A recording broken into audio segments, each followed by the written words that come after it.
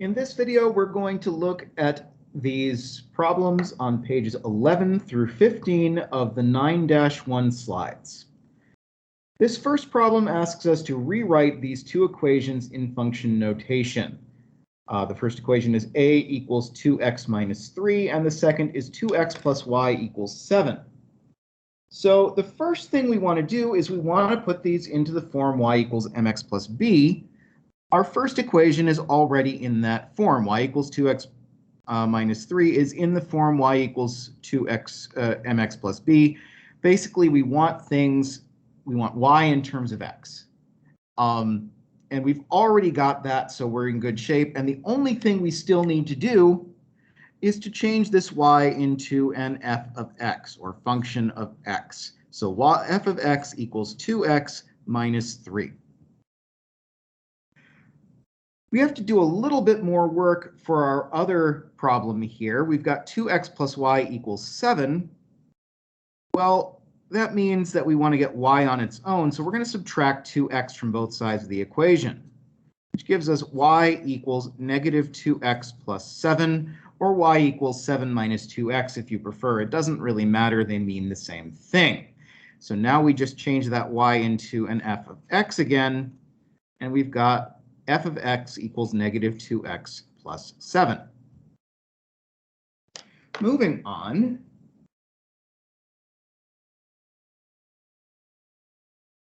Got to click the right button. There we go.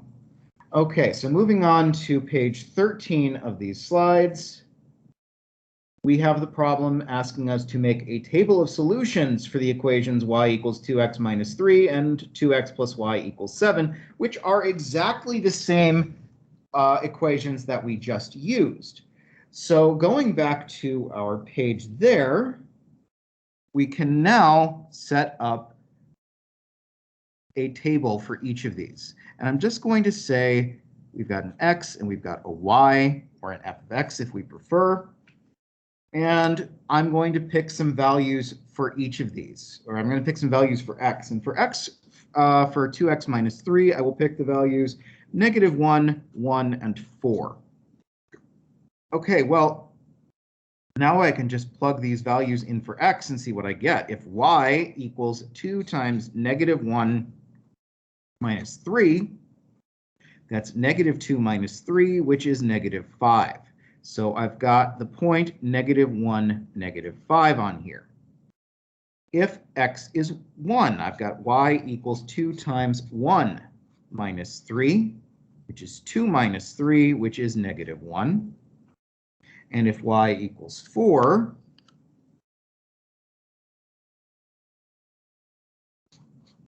if x equals 4 rather, that's 2 times 4 minus 3, which is 8 minus 3, which is 5.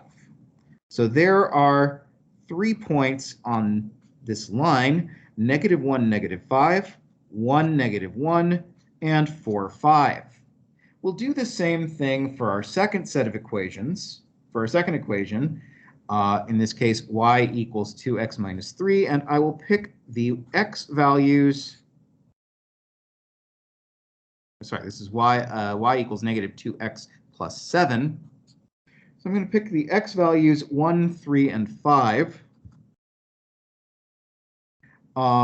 So if x is 1, that's negative 2 times 1 plus 7 is negative 2 plus 7, which is positive 5. If x equals 3, I've got negative 2 times 3 plus 7, which is negative 6 plus 7, which is 1. And if x equals 5, that's negative 10 plus 7, which is negative 3. So again, we've got 3 points we can work with: 1, 5, 3, 1, and 5, negative 3. Moving on. On page 15, we are asked to graph the equations y equals 2x minus 3 and 2x plus y equals 7 using the table of solutions method. Okay, so I've set up a couple of graphs here that we can use, and I've recorded our tables of slides, our tables of solutions. So now we just have to plot these points. I've got -1, -5, 1, -1, and 4, +5.